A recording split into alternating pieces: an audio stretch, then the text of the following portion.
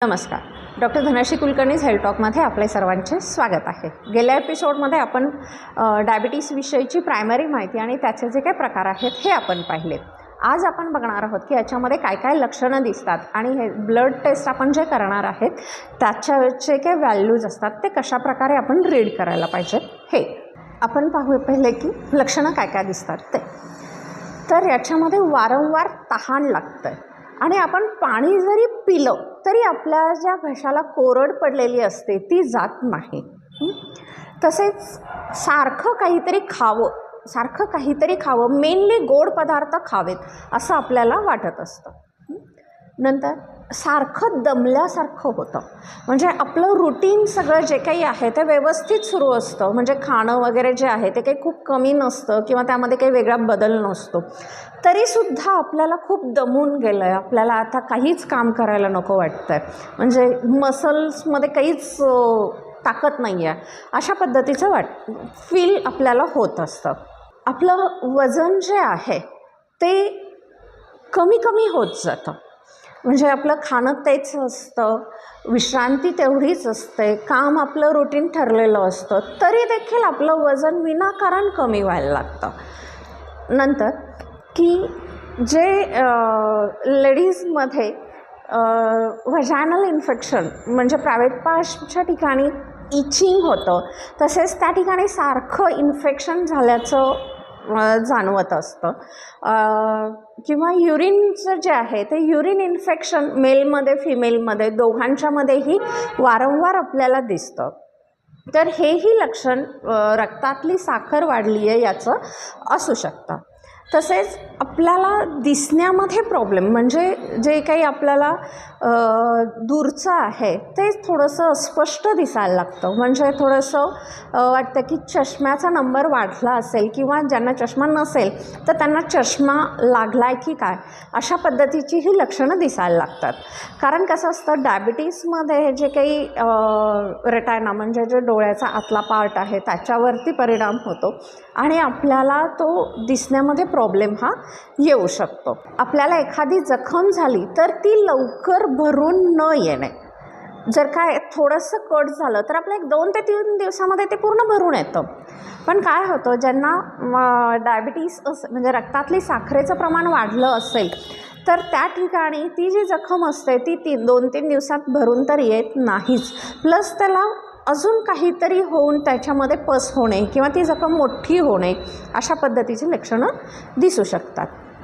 तसेच हातापायांना सतत मुंग्या आल्यासारखं फील होणे, म्हणजे मुंग्या येतच असतात तर काहीतरी असं सारखं चावतं आहे किंवा असे बधीर झालेत, हाताची बोटं किंवा पायाची बोटं हे बधीर झालेत अशा पद्धतीची आपल्याला लक्षणं दिसतात. तर काही वेळेला असं होतं की ती बधीरता इतकी वाढलेली असते की आपल्याला एखादा काटा टोचणे किंवा काहीतरी लागणे, म्हणजे बांगडी लागणे किंवा असं काहीही लागणं, ते लागून गेलेलं असतं, तिथे थोडीशी जखम पण झालेली असते, पण तरीसुद्धा आपल्या लक्षात येत नाही. जेव्हा आपण कधी असे पाय वगैरे बघू तेव्हा आपल्याला कळतं की आपल्या पायाला काहीतरी झालेलं आहे, म्हणजे इतक्या जास्त प्रमाणामध्ये सुद्धा बधिरता येऊ शकते. तर ही झाली लक्षणं.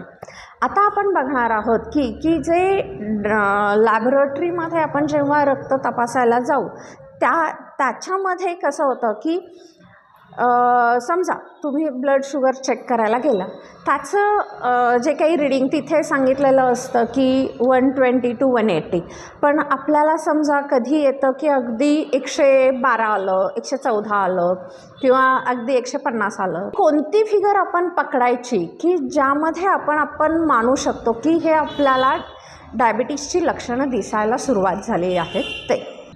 तर याच्यामध्ये महत्त्वाचं जे आहे ते ग्लायकोसिलेटेड HB किंवा ग्लायकोहिमोग्लोबिन हे जे आहे हे शक्यतो जास्त प्रेफरेबली पॉझिटिव्हली असं मानलं जातं. हे जे ग्लायकोसिलेटेड HB आहे याचं जे आहे रीडिंग जे 6.5पेक्षा जास्त आलं तर तुमचं मध्ये डायबिटीसचं निर्माण झालेली आहे असं आपण म्हणू शकतो.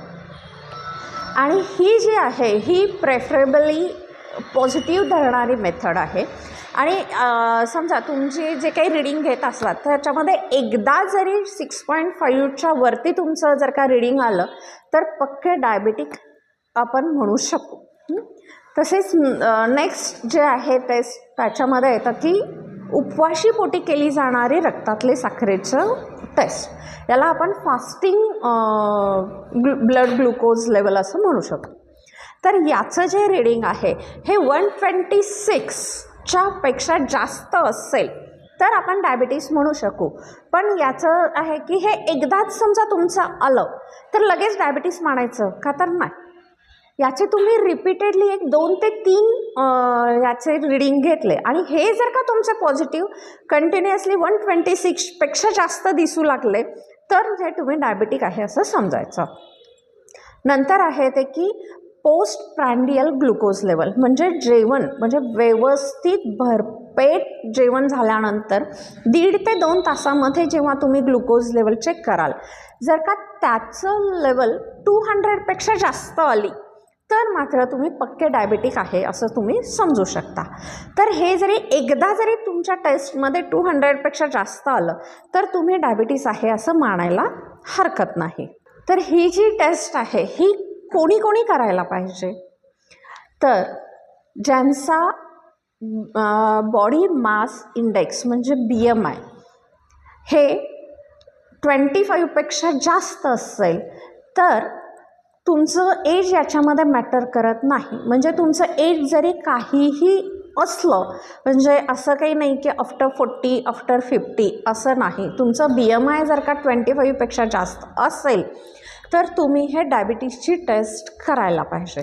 BMI हे काय असतं तर याच्यामध्ये तुमचं weight in kg divided by height in metre square हा जो रेशो आहे याला BMI म्हणतात.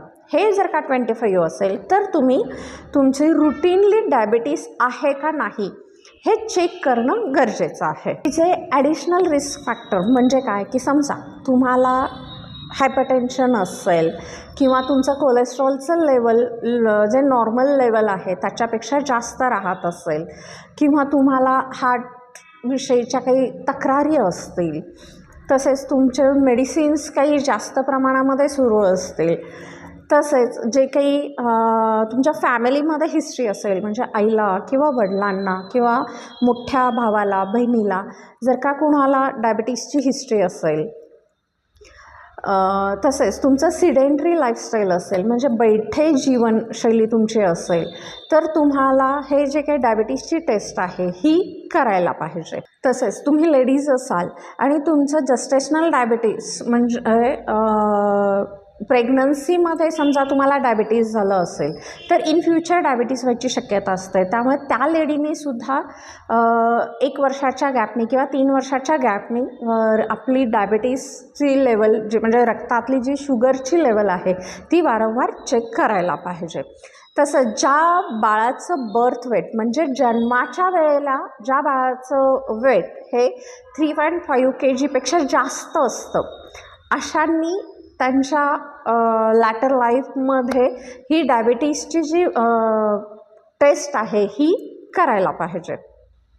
तसेच जे आफ्टर 45 इयर्स म्हणजे 45 वर्षांनंतर मात्र सर्वांनीच डायबिटीसची टेस्ट वर्षातून एकदा तरी करायला पाहिजे. आणि इन केस समजा तुमची ही टेस्ट नॉर्मल आली तर जो पिरियड आहे म्हणजे नेक्स्ट कधी करायचं तर 3 वर्षानंतर दर 3 वर्षांनी तुम्ही ही टेस्ट करायला पाहिजे.